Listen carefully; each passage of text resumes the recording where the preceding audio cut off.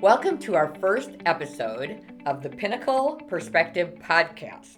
We are really excited to share all kinds of ideas. We want to make sure that the podcasts are truly informative for you, our viewers. We have lots of amazing people that we're going to have on the Pinnacle podcast. We'll have lots of guests over the next several weeks, but each of them will be an expert within their craft. So today, one of the subjects that we were asked to talk about is social media.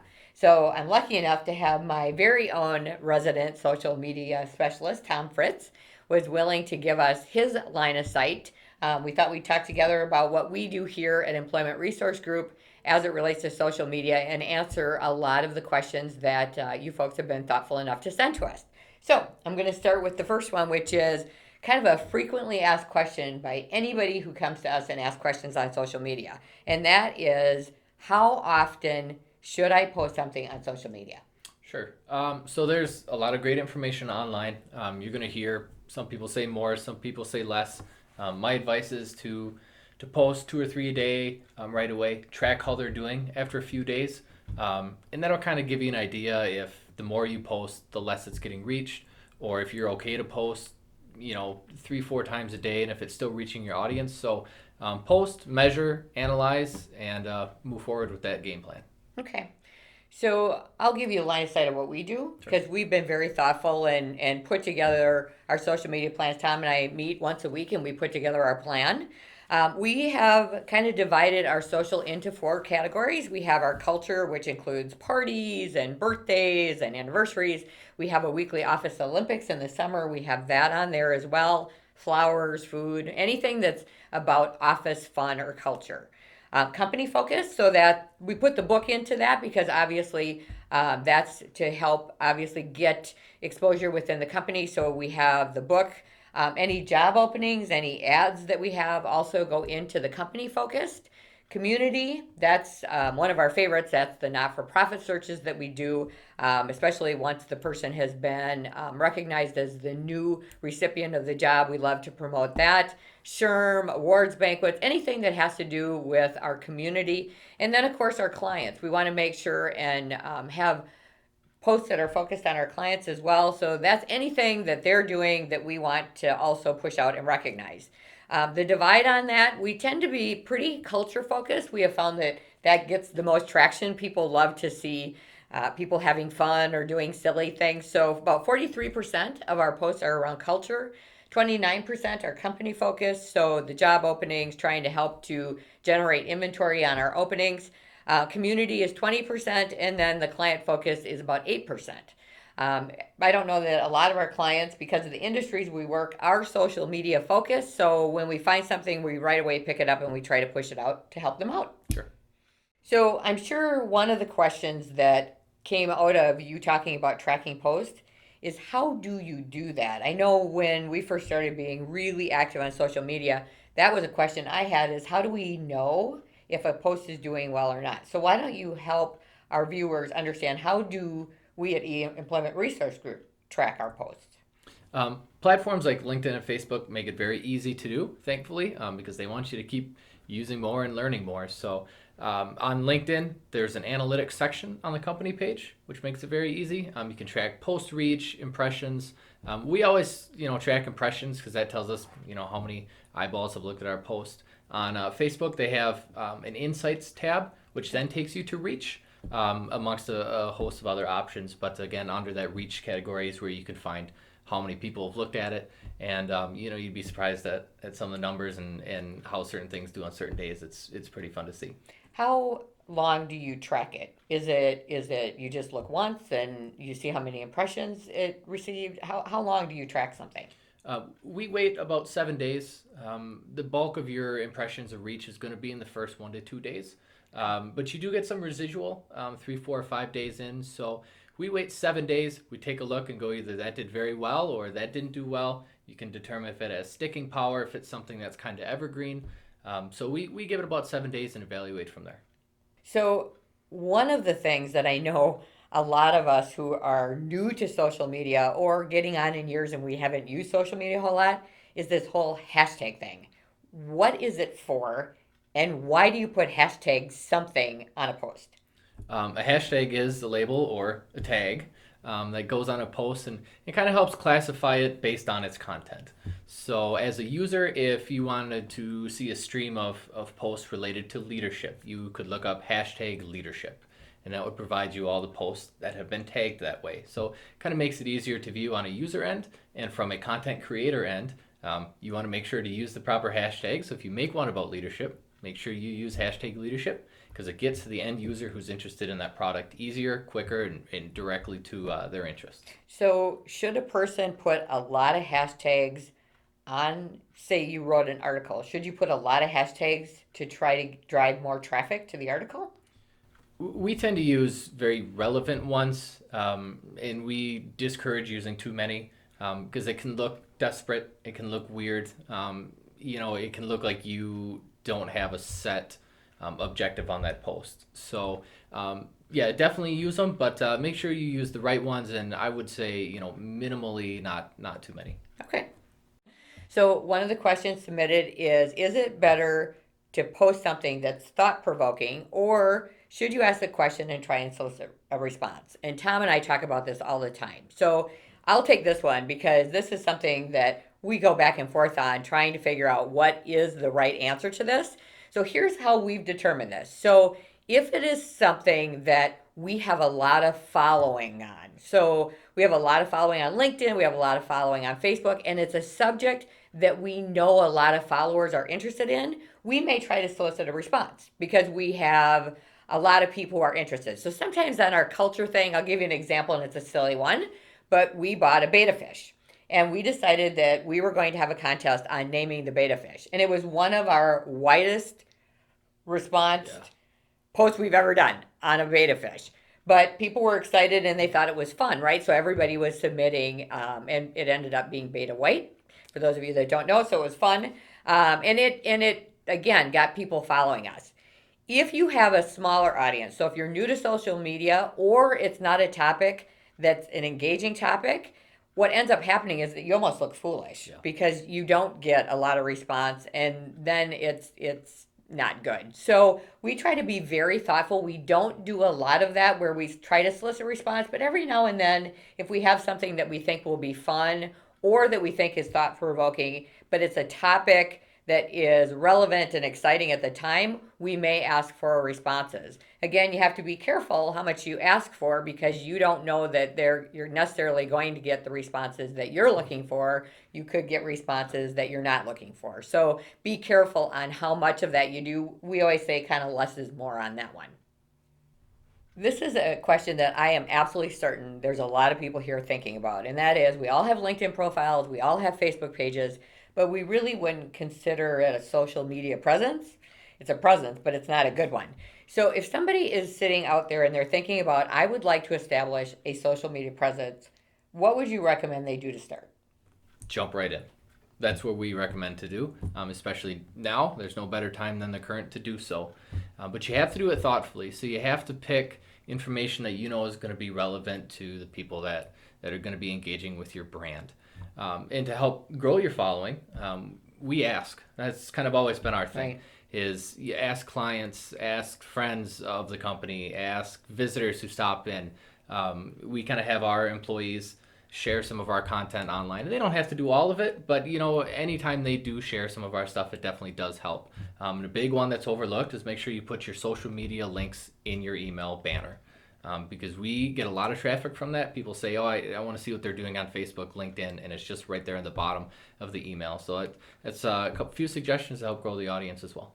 So next question is, how do you determine engaging ideas that would resonate with whomever your target audience is? And I'm going to take this one because we go round and round about this as well on how do we get content out there that's relevant and will be seen. So Tom is fabulous about giving a lot of market research, blogs, anything that we can look at that gives us a lens on the people that we're targeting. So we work construction, manufacturing, banking, and then C-suite across the top. So finance, IT, sales, marketing, in any organization. So knowing that that's ultimately who we want to get to, he provides a lot of information, and it's pretty specific information. So what's the typical age of somebody who's viewing what we have out there? What is their position within the company? Are they in the C-suite? Are they potential candidates? Who's following us? And then, we kind of make an informed guess on their interest until we start to see what content is hitting and what's not. I mean, a lot of this, and I know Tom would agree, it's all trial and error. When we first started, we tried a lot of things that did extremely well, and then, quite frankly, we've done a lot of things that have sort of failed miserably. Yeah. And it's just been trial and error. And the one thing that we sort of agree on is as we do things, we're not going to get, all wigged out or hell bent on if something doesn't do well. We just are going to try it. If it does great, we're excited and we'll do more of it. And if it doesn't, we may try it one more time in a little bit different fashion. But the thing is, when you're thinking about your target audience, what do you think is content that they might be interested in, and coming up with things? And I always say you can never fail at fun, because people like to see, especially when we're in the middle of a pandemic and it's heavy, people want to see people having fun, and it's light and a little frivolous, so we do a little bit of that as well. The more you post, the more those analytics will narrow things down. I would say, so we're 3 years in of every day posting multiple times a day. I would say we have it down to a pretty good fine science. Yeah. We still miss I on like occasion. to think we do. Yeah, right? Right. We still miss on occasion, but I would say overall, it's just having a balance. That's why we have our 4 key buckets. We try to be thoughtful about making sure we at least touch on those buckets weekly. Some more than others, but try to be thoughtful about mixing it up so we are engaging a lot of different audiences. So another question that I'm sure everybody's thinking is, what social platforms should we post on? Is there some that are more relevant than others? So what do you suggest to the Pinnacle group as far as platforms to use? It goes back to knowing your audience and knowing where they are as well. What we find in our research is items such as culture-based, so parties and fun. They always go well on Facebook, Instagram, kind of, less serious, a little more fun style. When we have pretty hardcore company messages when it comes to, open jobs or anything like that, obviously does very well on LinkedIn, because that's where that company group is. And when we do community-based things, when we do, nonprofit things or new buildings opening up, that tends to do well everywhere because it's a positive message. It's not too fun. It's not too serious. And so that tends to blend well over all the platforms. But again, it's just kind of understanding where your audience is and speak to them on the platform that they're at. So I can't help but ask. I have a 20-year-old daughter, and she is the Snapchat and TikTok queen. What is TikTok? And is Snapchat and TikTok something that we need to pay attention to as a Pinnacle society? Again, this comes back to identifying the audience. So they say that 41% of people on TikTok are between 16 and 24, and 50% of them are under age 34. So, when you're like us and you're marketing C-suite positions, it really does not pay to exhaust too many resources to market a CEO position to a 17-year-old making TikToks. So, but if you're a company that has younger clientele, maybe entry-level nurses or entry-level kind of manufacturing, right in that age range is a great place to be. So again, I can't say this enough. It's identifying your audience and speaking to them where they're at. So next question submitted was, what are the top 3 things in our profession as a recruiting profession that we should do right now to improve social? So I'll take this one because I'm kind of a maniac about some of this stuff, as Tom knows.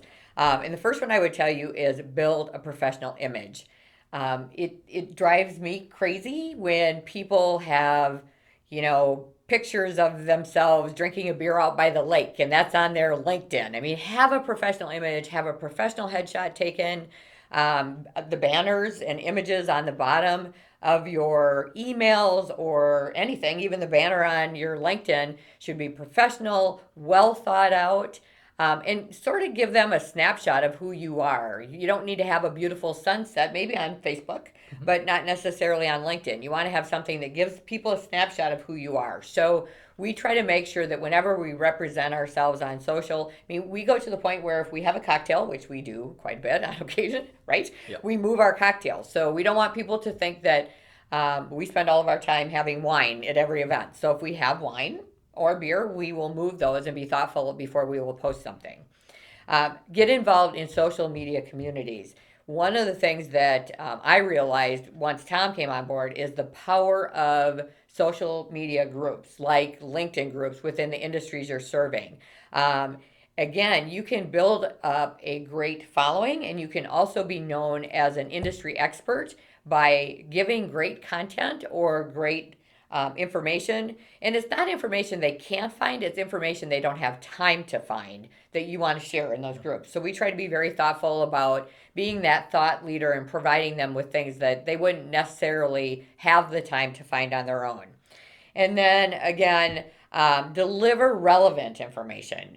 Don't just throw out content that, seems superficial, but really look at facts and figures and things that are really relevant to what's happening today. We just taped a podcast with a leader within the construction industry, and we really talked about what do you think COVID-19 will do to the industry? How will it change how the industry is moving forward? It's relevant information for people who are listening who are within that industry. So make sure that what you're sharing within your social media presence across the board is very thoughtful and relevant. So, one question really goes back to content. What is the balance, or how would you recommend somebody start? Do they build their own creative and start, they can write articles or build their own creative around posting, or is it more effective to do hashtag leadership, go out, find articles, and push those articles forward? What we find is it's better to write your own LinkedIn content for two reasons. So number one, it positions you, as you said earlier, as an industry leader and a thought leader. So if they see Sharon House wrote an article about this construction idea, they're going to kind of look to you as the thought leader. An issue that people run into on LinkedIn is if you see an article you like, say you just want to share it out to your following, what LinkedIn does is they tend to show that to less people because they realize that you're going to leave LinkedIn to read that article, and they're not a huge fan of that. So at any chance you can, definitely publish your own information. So when we do have a relevant article that we really love, what we tend to do is to take key takeaways from it, and we'll publish that into a graphic that says, like we just had a recent one about a construction tsunami, and it was sourced from an article. And then on the image or in the description, we'll go ahead and we'll link to the article. And that, again, saves people time, as you said earlier. They don't have time to skim through all this information and look for those little bullet points. They're going to look to you to provide them the key takeaways from the article. And if they want to read it, it's there for them. But that seems to really work for us. I think the key learning here, and I know it was a big learning for me early on, is that sometimes it's not even directed by us, but LinkedIn or Facebook, they really control a lot of who sees things and who doesn't. So the more you can keep people on their actual site, the more people who will get to see it. The more you push them off the site, the less people are going to get to see it. So repurposing or repackaging things definitely helps to keep people on the site and within your content as opposed to going off task. So last question is, what are some of the key social media do's and don'ts? So obviously one we talked about is don't use too many hashtags. Right. You don't want to look desperate. You don't want to look like you're trying to do a keyword sourcing search. You want to be thoughtful. So 3 or 4 of the key main points you want to drive home. So people who are looking for those type of articles or those type of content, they'll find it, but yet don't overdo it so you look like you're desperate. Another thing is tagging. So a lot of people will post something, especially on Facebook, and they'll tag like the entire world. And again, that really comes off as being too salesman-y. Yep. Is that a word, salesman-y? Yeah. It doesn't have the effect that you're hoping for. You want to make sure people see it, but yet by tagging so many people, it ends up having the opposite effect, and you look desperate that you're trying to sell something. I mean, one of the things is one of my biggest pet peeves is when somebody will ask to be my LinkedIn friend. I will say yes, and then the next thing I know, I've got a message from them trying to sell me something. That isn't the intent of this. It's the point of awareness, and then if you happen to be able to engage them in conversation, that's great, but it isn't about trying to turn around and sell somebody something right away, because it actually has the opposite effect, and it's a big turnoff as it relates to social media. Anything negative, you have to be really, really careful about, and I tell young kids this when I go out a lot and talk to the high schoolers about social media. I said, if you are extreme on one end or the other politically, or you Me Too movement, and it isn't that we don't want people to have thoughts and opinions, but if you are extremist on this kind of stuff, that can be viewed as really negative, and people will stop following you because they don't want to hear it. And it isn't that they maybe don't even agree with you. It's just it gets overdone. And I would tell you that there are some people in Pinnacle that overdo the political thing, one extreme or the other, and it's almost like you feel like you're in the middle of a battle, and it's just overdone and it comes off as negative. So be careful and thoughtful about what you post, and will your audience in any way, shape, or form look at that as a negative, and try to make sure that you're always above board and that the message you're delivering is one of positivity and not one that people can take in a negative way. And then the last thing, and Tom does a fabulous job of this for us here at ARG, and that is never, never, never leave your sites unmonitored. He monitors our sites all the time. You just never know when somebody's having a really crappy day and they decide they are going to take something the wrong way and just leave you a nasty message. So Tom's very thoughtful about addressing those right away. If it's really obnoxious, if somebody makes a comment about how somebody looks or something, he just removes it. I mean, there's no reason for that kind of thing. And if people want to be mean, we don't need that content out there. So we just actually remove it altogether. And we don't have a lot of issue with that, but you do want to make sure if you post something and you're going to be thoughtful about social media, that you monitor it on a regular basis, so that way you know and can address, quite frankly, it's like any problem. You want to address it right away before it becomes a major issue. So anything else that you want to add, Tom, as it relates to social? Kind of a follow-up question to what you had. How do can you explain to Pinnacle how we address when somebody leaves a legitimate criticism or maybe a complaint on our social? Yeah, so we usually try to take it offline. So what Tom will do is he'll send, thank you for your comment. Somebody will get back to you, and then we send them a note and ask if we can have a conversation with them live. So if for some reason something didn't go well, it's a great way for us to learn. If something that you don't always know, right? And if they leave a note like that, Tom will push it forward to me and he'll say, hey, there's a note on social. He'll address it, make sure that they know that we appreciate their comment and that it will get addressed. And then he'll push it to me and make sure that I can follow up on it. And we make sure and do that on a timely manner so that we don't leave any stone unturned on having unhappy customers or unhappy candidates.